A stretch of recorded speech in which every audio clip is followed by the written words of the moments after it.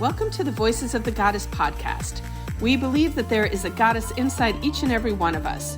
When we use our voice to share that goddess, we support and uplift each other. Join us each week as we interview women to receive the message of their goddess within.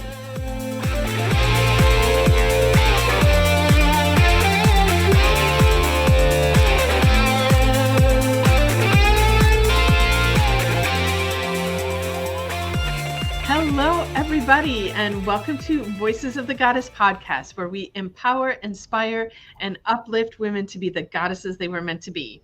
I'm your co-host, Julietta, also known as the Magical PT, coming to you live from sunny Fort Lauderdale, Florida. And here I have my own physical therapy practice where, the reason I went out on my own is because I just look at the body differently than many of my colleagues, and it just became very difficult to work with other people. So I got to do my own thing.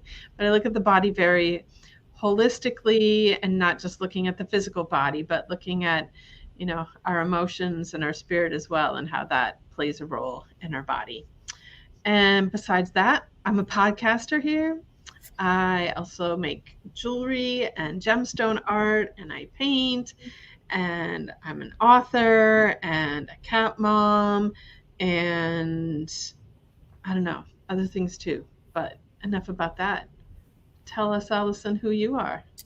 Hello, everybody. My name is Allison Mancini, and I am a mom to two adult kids, 25 and 22 years of age. I am a wife to a pretty great guy for a long time, almost 30 years. We've actually been together over 30 years. That's a little interesting. And I am Human Resources and Operations Director at the Gold Digger Girl. I'm also a functional nutritionist. And at the Gold Digger Girl, basically what we do is help women to show up authentically on social media. And I am really blessed because I get to tie a couple of things that I really love, which is working with people and nutrition. So part of my job as Human Resources Director at the Gold Digger Girl is helping them out with nutrition. And it's kind of I call it a hobby, but it's really not, because I really am such a big believer in how important your nutrition and what you eat is to your well-being, because that's what fuels our bodies. That's what keeps everything ticking. So, and I'm a dog mom. I have two very active German short hair pointers, a 15-month-old and a 14-week-old. So that's kind of a handful. And I live in South Florida, not far from Julietta, originally a Michigander. And I think that pretty much covers it. That's pretty much all of it. That's a lot. Mm-hmm. Anyway, our sponsor this month is Bowtie Kids, Courage and Confidence for Kids with Chronic Pain. And they are an amazing, impact-driven, for-purpose organization committed to enhancing the lives of youth suffering from chronic pain and their families. Its mission is to inspire courage and confidence in youth living with chronic pain and their families by transforming lives through personal development, community building, and gardening to build a sustainable quality of life. On May 26th, you can join them for their Courage and Confidence Awards to celebrate and honor community leaders who have been courageous and confident in taking on their own lives to serve and support others. You can purchase tickets, bid on silent auction items, enter the raffle, or donate to support their work directly on their website at www.bowtiekids.org. I will be attending the event, so if anybody out there would like to join me, I would love to see you there. A little secret, my significant other will be attending as well, so if you're all curious who this man is, show up and you'll get to meet him. You're going to have everyone going up to him and so you're the guy. He's going to be great. That's so funny. He can handle it. So I thought we would talk briefly about what does that mean to show up authentically on social media, right? Because so often, okay, let me just ask you a question. How many times have you gotten either seen someone selling their product on their newsfeed, or they send you a message asking you to post something for them for a product? Have you ever gotten one of those? Or you get the, oh gosh, it's awful. Or you get the, You just get the, like, you're friends with somebody on Facebook for a hot minute, and the next thing you know, you're getting a message from them and they're trying to sell you a product or a service, right? Whatever it is. Those I've gotten. Yeah, it's annoying, right? I mean, and this is the thing, like, it's annoying, but that's what they're like, you can't fault the person. So I'm just going to say that straight up. Like, don't give that actual person, like, get all annoyed and angry with them, because that's what they're told to do and that's what they're taught to do. And so what I really love, and that's part of what I do at Gold Digger Girls, we're really trying to change that whole dynamic and really attracting people to you. And that's what showing up authentically. Like, you need to be real. Social media was created to be social. It was created for people to communicate and to, I mean, look, I look back at when Facebook first started, I have reconnected with so many friends from high school and college that I otherwise would have no idea where they are. And not everybody loves that, but I am a social creature. I really love that. So it's really important, I think, to not show up like spammy Pamela on social media, because you don't want to turn people off. But it's learning how to do that the right way and how to really show up in an authentic way that's just drawing people to you, and they want to know more about what you do. So I just want to say that, please, if you're sending those Pamela messages, please don't reach out to me and I can help you. But I will say it's like so true that people really respond to, it's you that they want to know and you that they want to. So I had been very negligent. I had not sent out a newsletter for Body and Soul PT for a while. And I finally said, I think the last one I sent out was in December and we're in May. So it's like, it's time to get a newsletter out there. But the thing the more I share about my life and what I'm up to, the more response I get back. Yeah.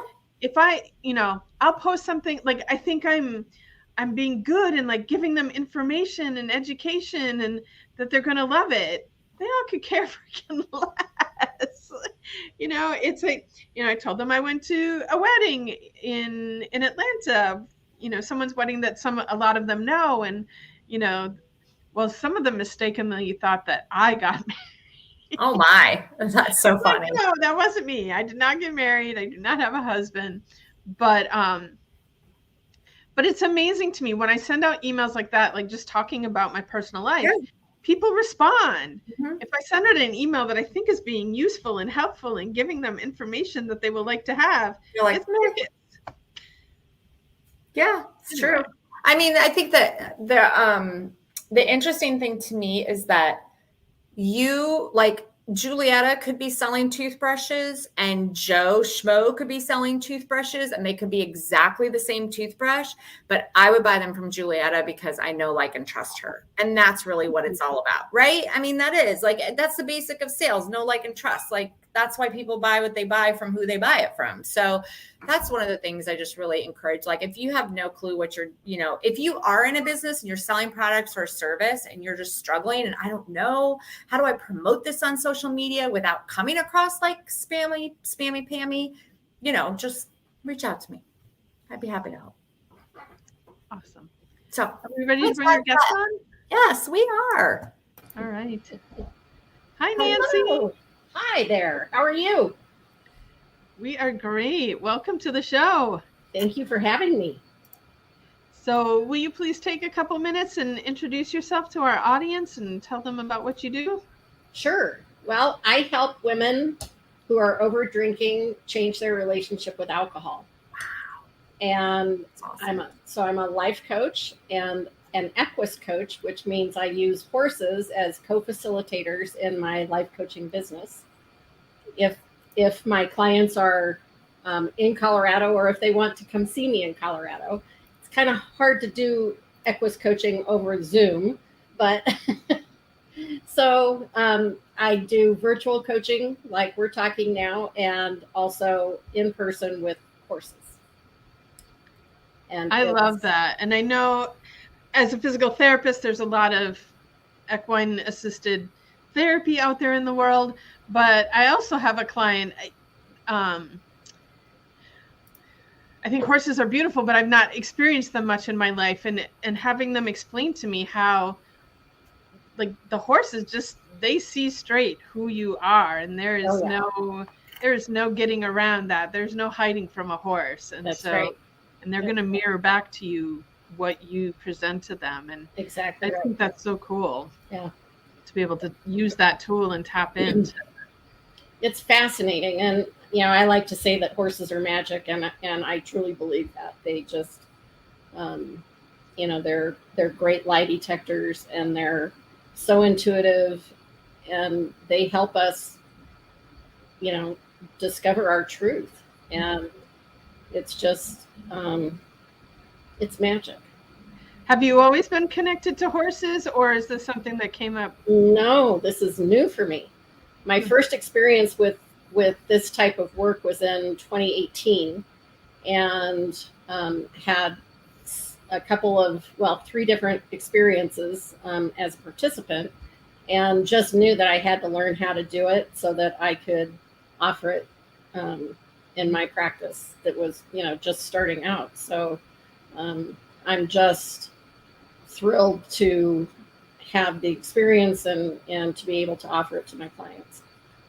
So my daughter did hippotherapy, which is physical therapy with horses when she started when she was 3, actually. Wow. She's 22 now. And I'll tell you what, it was the best thing because she was in physical, speech, and occupational therapy. And it was the physical therapist that was at the center we were going to was starting this hippotherapy program. And she asked if I'd be interested. And I'm like, I'm willing to try it. And it absolutely was incredible for our daughter. It really did so many amazing things for her. It gave her, aside from the fact that it helped her from the therapy perspective, it just helped her, gave her confidence, gave her, the ability to know she could do things on her own, and that she could, she was this little peanut thing. She's only 5 feet tall now. She was this little peanut thing at 4 years old. She was cleaning out horses' hoofs. Like, she could handle a full-grown, full-size horse without even blinking an eye. Like, I'd be standing back all nervous, and she'd like walk right up, and so it's pretty incredible. And just the horses were so good with her because she was a whirling dervish when she was. Yeah. Awesome. So for adults, I can imagine it's got to be incredible. Yeah, it is. It is. And I would have loved to have seen how the horses responded to her when she started as a whirling dervish, because it would be, it's very interesting to watch them work with that energy, right? And it's really captivating for me. It's just so fascinating. So it definitely took a special horse. Like, there were only certain horses that could work with the kids because they were the energy that they, was very intense. The horses were extremely, and they were so calming. I think that was one of the best things. We would come home from her working with the horses, and her demeanor had so changed. She would be so calm. You know what I mean? Like, it was just really incredible. It was incredible to see. And she did that till she was 8 years old. So for 4 years, 4.5, 5 years, she did that. It was amazing. Yeah, that's wonderful. Yeah. Awesome. Well, let's dive into our questions, because we could probably sit here and talk about horses all afternoon long here. Oh, yes, absolutely. Our first question for you, Nancy, is what is one book that you wish every goddess would read?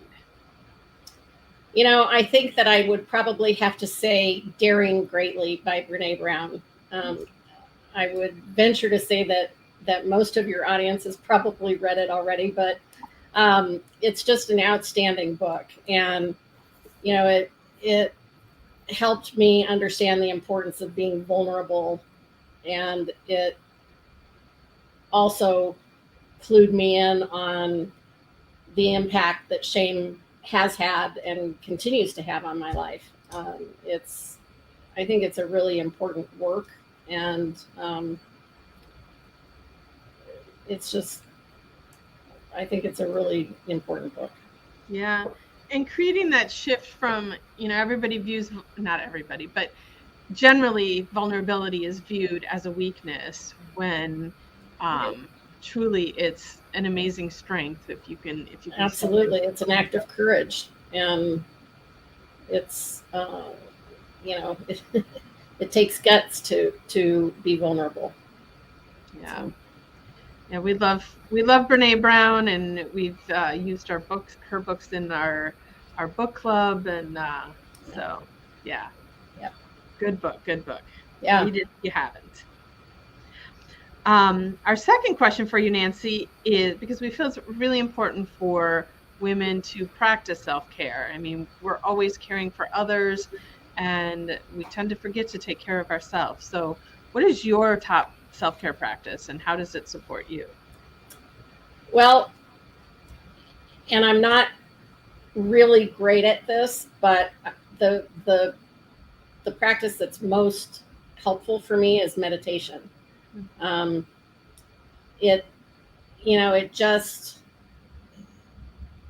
It helps me get centered and connected to myself and not worry so much about what's happening out there, and focus more on what's happening inside myself. And I sometimes forget to meditate. Sometimes I don't take the time to meditate, but when I do, the benefit is enormous, and it makes me wonder, well, how is it that I don't do this religiously? And it's progress, not perfection, right? It's a practice. And we are all about not being perfect, and I love that you say you're not perfect at it and you still do it, because especially, and I don't know what it is about meditation that people think that it has to be done a certain way, and that if you're not doing it a certain way, and you're not doing it consistently, and that it's not that you can't do it. And Yeah. it doesn't matter how often you can do it one time, and it's going to be beneficial to you. Right. And there's so many different ways of doing it. If you don't like that way, try a different way. The important thing is do it as often as you remember and can do it, and you will reap the results of it. Absolutely. Absolutely. Yeah, I love that. We always think that we have to do something really, really well and all the time and every single day. And if we don't, then why bother? And it's like, no, just every day is a new day. Do your best. Right. Get what you can done. I'm a big journaler and meditator, and some days it's cut really short, and some days it doesn't happen, and I get right back to it the next day. So, Right. Yeah, Right. I love that. And journaling is very, very beneficial as well. And here again, it's sometimes kind of hit and miss, but it is very beneficial when I give myself permission to do it. Yes, absolutely. I love that. All right. So our next question for you is, so, we all have difficult days, but we still have to show up and get things done. So how do you rise up and get through your day when you're just kind of not feeling it? It's a really good question. I do a lot of thought work and mindset work, and I work with my clients that way as well. So if I have a thought about something, then I try to be really aware of it. I really try to catch my thoughts when they're negative, and I can tell that they're sending me down the wrong path, and try to reframe it, because I know that our thoughts about our circumstances create our suffering or our enjoyment in life. It's not the circumstance, it's our thoughts about the circumstance. So if I can change the thought even just a little bit, it'll change my energetic vibration, it'll change my feelings and emotions. Even if it's just a little bit, it will help shift my mood, and it'll change me from wanting to, bite my husband's head off to, being very, I can be very grateful to have him around, right? And it doesn't, these are just little shifts that you make that can take you from being angry to being grateful. And it may not happen in one thought, but you can ladder them up. And so it's really important. And I don't, here again, I'm not perfect. I don't remember to do it all the time. This weekend, my husband kind of was walking around headless for a little while, because I snapped, and it was totally uncharacteristic and surprised me. And I worked through it throughout the day, that, just catching those thoughts. And then I talked with someone and they said, well, it was full moon. That it was. That's for sure. So I'm also blaming it on the moon, but I digress. That's my new go-to. It's a full moon, isn't it? This was Or a crazy retrograde of some sort. Yeah, this was like an eclipse too, wasn't it, or something? Yeah, it really was, because we're in the middle of some retrograde, and with the full moon and the eclipse, it's just like,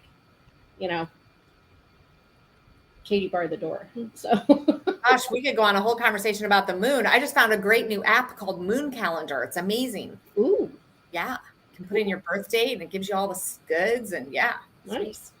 I love it. I love that though.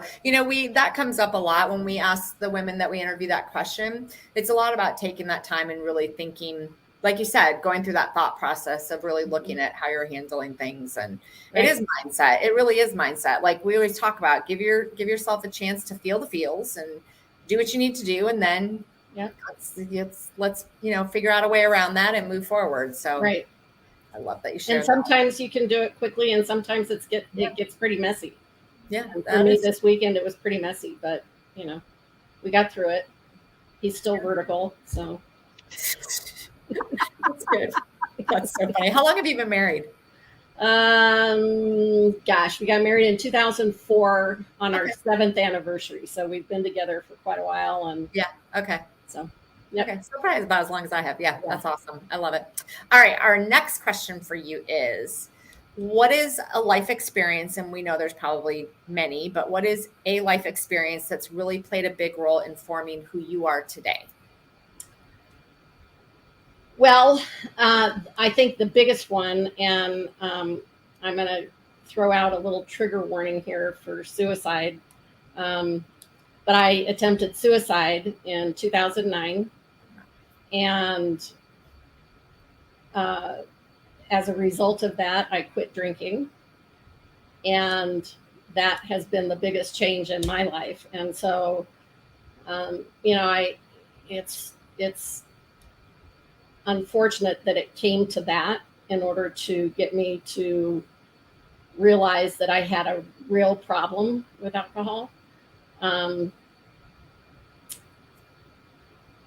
That could have ended my life. But I'm grateful for it, because if I hadn't gotten there, I surely would have, I can imagine that I would have been successful at a later date. It's just addiction and alcoholism is a messy, ugly thing that many people struggle with. Mm-hmm. And there's no, while it's ugly, there's really no shame involved in it. For anybody to consume great amounts of an addictive substance and not expect to get addicted is unrealistic.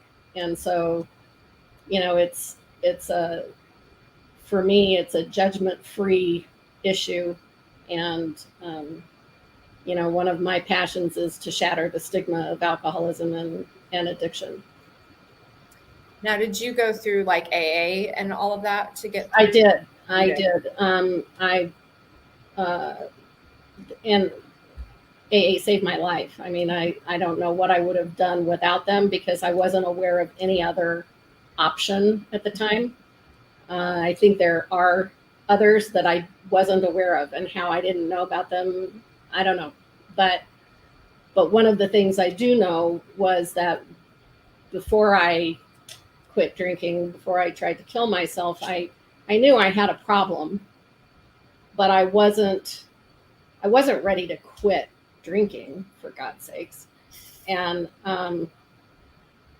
there was really nobody to talk to about it. You know, all my friends were drinking pretty much the same way I was. So, you know, they weren't going to be able to shed any light on the subject, right? And I didn't think there was anybody like me around that, you know, works with people who are concerned about their drinking. And so that's one of the reasons why I do what I do, is to help women, especially, take a look at their relationship with alcohol before they have to hit rock bottom, you know, because it's easier to change your relationship if you're not, you know, in a really horrible addictive cycle. You know, if it's it's just, you know, I was drinking addictively probably for a lot of years.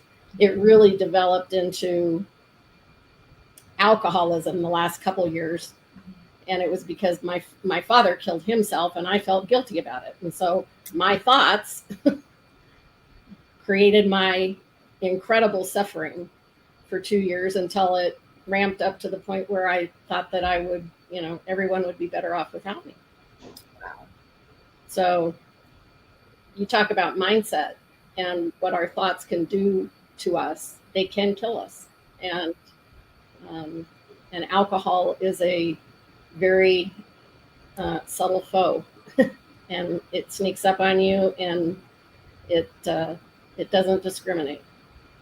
I appreciate you being so vulnerable about that, because it's definitely an issue. Like, it's really interesting you're talking about this, because I'm like, I think that I probably should not drink as much. And I actually started listening to, have you heard Russell Brand's book, Recovery? I haven't listened to it, but I'm aware of it, and I would like to. I love him. I think I got it on Audible because I love his voice, and I think he's so funny, and really, it's so good. I'm like, and I was listening. I had a long car drive this past week, and I started listening to it on that. And I'm like, okay, I'm gonna need to listen to this more than once, because he actually works you through like a lot of stuff, and he has his website has a lot of free information too, because he's a big proponent as well. And I think I'm really just think it's so important, because I know a lot of women, including myself, that drink way more than we should, because I don't know why. It's just become this like norm in our society now. I'm not really sure when that happened. And that's part of it. It is. It's like so culturally acceptable. Yeah. And, you know, one of the things that I've learned, and I read this somewhere, probably on Instagram or something in a meme, but alcohol is the only drug that we have to make excuses not to take. Right. Yeah, you're absolutely right. Like, if you're not drinking at a party and people are like, what's wrong with you? Why aren't you drinking? Yeah. Exactly. Nobody says, why aren't you shooting up heroin today? I know. Right? Yeah, I don't mean to laugh, but yes, it's true. It's very true. It's serious. You know, it really is. It's so, and alcohol is deadly. It can be so deadly. And so, you know, but the alcohol companies are doing what big tobacco did, you know, back in the 40s and 50s and 60s, and, you know, really trying to convince us that it's healthy to drink alcohol. Right. The best is red wine is good for you. Right. And people like drink a whole bottle, including exactly. I mean, I've been guilty. I've done it. You know what I mean? Right. Like, but look how good I'm taking care of my heart. Glug, glug, glug. Right. You know, been there. I wish I could remember her name right now, but there's an author, and I got her book years ago because I realized, probably about 5 or 6 years ago, I realized, wow, I'm like drinking way too much. And I have cut back a lot, but I really just need to stop, period. And I'm getting there. Yeah, I will. I know. So, but there's a woman, and I wish I could remember her name. She's got a couple books out about recovery and alcoholism, you know, especially for women. And the interesting thing in there is, if you really understood what alcohol actually is, you would be like, what the heck am I putting in my body? Like, holy cow. I mean, it's rocket fuel. It's made from freaking rocket fuel. It's like crazy. It really is. It's ethanol. It is ethanol. You know, so it's so funny because everybody's worried about gluten and sugar and, you know, yada, yada. And nobody's concerned about drinking rocket fuel. Yeah. And so when you look at it and then you see how it's marketed to you, and especially, the generation that really gets it are the young mothers. You've got your mommy wine and your mommy sippy cup, and the onesies that say, if you had me, you drink too, and all sorts of stuff. And so it's we're hammered with it, and it's just, we can't help but drink, and certainly you're never going to be able to celebrate anything unless you have a glass of champagne in your hand. Right. And it's no wonder that women are the highest demographic of over drinkers. Alcoholism in women is growing at an alarmingly rapid rate. And, and it has so many bad effects on us. Even if you drink moderately, it shrinks your brain size. So, well, I am happy to see, I don't know if you're on social media much, but like on Instagram, I've even seen them on Facebook. There are these new, like I tried one, it's called Moment, like Moment, and it's basically geared towards, instead of wine, drink this. And it's truly, I got it. It's actually very good. And it's got ashwagandha in it. And it's got all these natural herbs that are calming and relaxing. It's got lavender in it, like all these different things that are good for you, like really good for you, and can help give you that kind of calm, relaxing. Because let's be real, most moms are drinking because they're stressed out, right? I mean, absolutely. I was there. Yeah, I mean, I was there. Sure. I should have had that onesie. If you had me, you'd be drinking too. Like, yeah. Yeah. Well, good for you for doing what you're doing. I really, really want to give you kudos, because you are making an impact just by talking with us and being here on this show. Well, thank you. I appreciate that. And that's what I was going to say. Thank you for being so open, because it is something that people tend to hide and keep secret, and that doesn't serve anybody. So getting it out there, it's. Yeah. The stigma of it kept me drunk for a long time, long time, because I wasn't ready to quit, like I said. And so what do? Well, you keep drinking.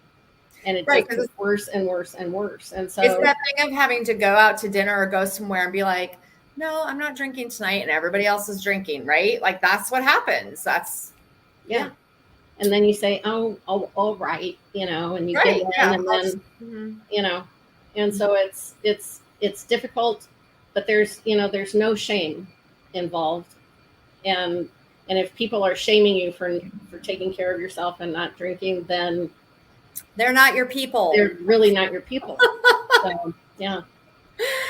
So we are over time. So let's wrap. But I did not want to stop that conversation, because it's really important, and I think it's really good to have. But to wrap things up, if there's one thing that you want our audience to take away from our time together today, what would that be? Oh gosh. Well, if you're suffering with over drinking, there's help. There's me, there's people like me, there's, organizations, 12-step programs, other programs. There's a way to change your relationship with alcohol. And it doesn't always have to be, you've got to quit. It just, that certainly is the best way, right? To eliminate it, then there's not that problem. But take a chance on yourself and change your life. I really like how you say the over drinking, because I think so many people think, oh, I don't have a problem because I'm not an alcoholic. There you go. That's what I was looking at. I'm not an alcoholic. But the reality is that most people I know overdrink, including me. I do it too. You know what I mean? Like, when I'm hanging out with a girlfriend or yeah. You're pointing a finger at me. Who, me? Oh. Anyway. Yeah. That was me. Life of the party. Yeah. So. Well, thank you so much for sharing so openly with our audience. I know for sure people needed to hear what you had to say today. So thank you so much for being here and sharing with us today, Nancy. Thank you very much for inviting me. I appreciate it. And thank you to our sponsors, Bowtie Kids. Like I said, I would really love to see you all at the event on May 26th. So get your tickets, join me there. And if you're not local, you can still support them. It's a great organization. You know, like we've said before, so many people don't understand that there's so many kids out there suffering with chronic pain and they don't get the attention and support that they need. So this organization is doing really special, amazing things. And thank you to our audience. We love you. We wouldn't be here without you. If you've enjoyed what you've heard today, please subscribe, follow, like, share. All of that helps us as well. And if you'd like to get in touch with Nancy, Allison, or myself, check the show notes. All of our contact information and everything is available there. And with that, I want to say, have a magical day, everyone.